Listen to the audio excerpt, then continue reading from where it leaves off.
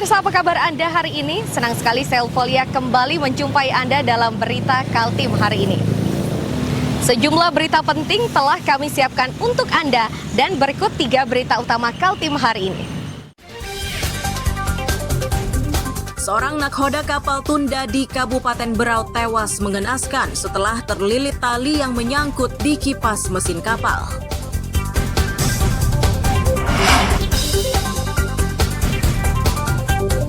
Berbagai aktivitas dilakukan warga pasca banjir yang menggenangi Samarinda dan Sangatta.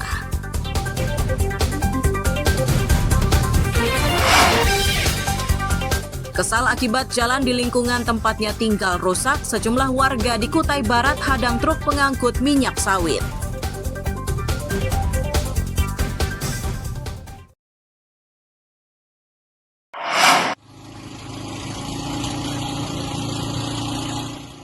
Tim gabungan dikerahkan untuk mengevakuasi nahkoda kapal tunda atau tugboat Oceanic 2 yang tenggelam di buritan kapal.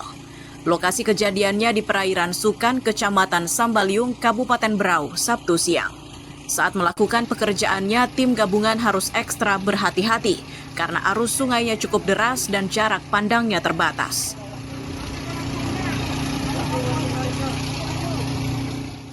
Korban adalah seorang nahkoda kapal bernama Indrawan usia 44 tahun.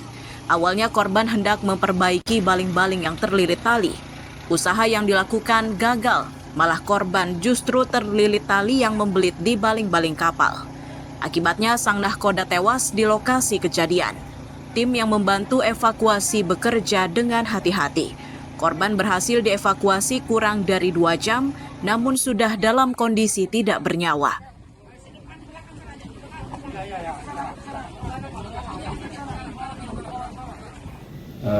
Kendala di lapangan, arusnya sangat deras dan visibility nol, jadi harus dilakukan metode diving.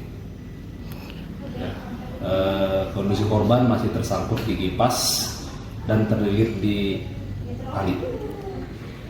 Kenapa bisa tersangkut itu, Bang? Laporan dari ABK bahwa nahkoda ini berinisiatif untuk melakukan evakuasi, melakukan pembersihan di kapal itu kipasnya terlilit oleh tali. Dibantu dengan teman-teman yang lainnya dari atas diikat dan nahkoda ini terlilit juga akhirnya di kipas dan tidak bisa kembali lagi ke permukaan. Sebelum diserahkan ke pihak keluarga, jasad korban terlebih dahulu dibawa ke Rumah Sakit Abdul Rifai Tanjung Redep untuk divisum. Amir Hamzah dan Miko Gusti melaporkan dari Kabupaten Berau.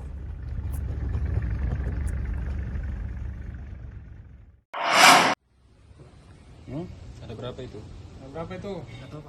Martin, pria asal Jenebora Penajam Pasir Utara ini tidak lagi bisa berkutik saat tim Res Narkoba Polresta Balikpapan menemukan barang bukti narkoba yang ia bawa dan akan diedarkan di wilayah Balikpapan.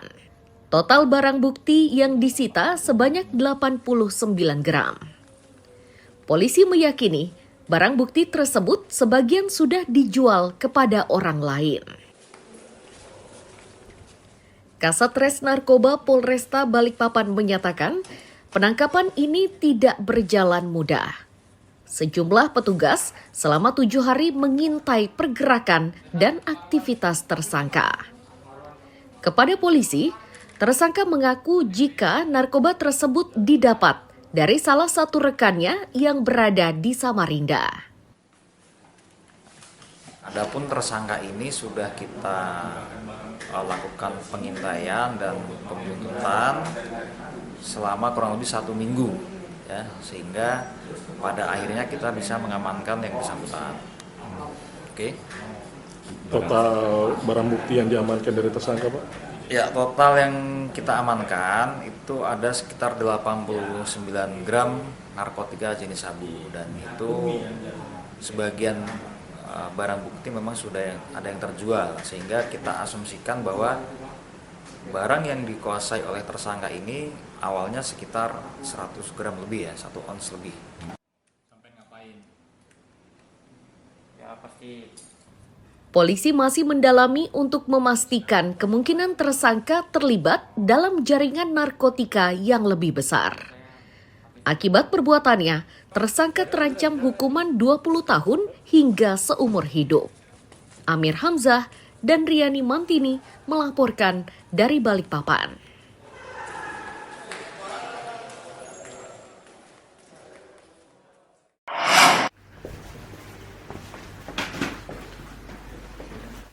Pria yang digelandang petugas Kejaksaan Negeri Kutai Timur ini merupakan tenaga teknis atau pengendali teknologi informasi di kantor Badan Pendapatan Daerah Kaltim wilayah Kutai Timur. Ia digelandang setelah ditetapkan menjadi tersangka perkara korupsi pemungutan pajak kendaraan bermotor dan bea balik nama kendaraan bermotor tahun 2019-2020. Ulah pelaku menyebabkan negara merugi hingga 1,8 miliar rupiah. Kasipitsus Kejari Kutim menyatakan oknum petugas yang ditetapkan menjadi tersangka ini berinisial AGW. Ia terjerat perkara tersebut karena diduga memberikan password kepada Z guna memudahkan manipulasi pemungutan pajak kendaraan bermotor.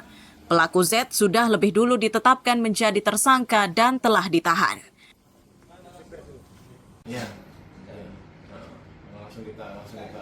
Tersangka AGW ini menikmati keuntungan ataupun ada aliran uang yang dinikmati. Itu sudah kita dapatkan juga dari bukti-bukti berupa rekening koran dan bukti-bukti transfer. Itu kurang lebih 354.650 itu, dan sudah termasuk juga dalam perhitungan ini ya, auditor. Jadi dari total 1.800.000.000 sekian lah. Untuk kepentingan penyidikan, tersangka dititipkan di rumah tahanan Polres Kutai Timur di Sangatta.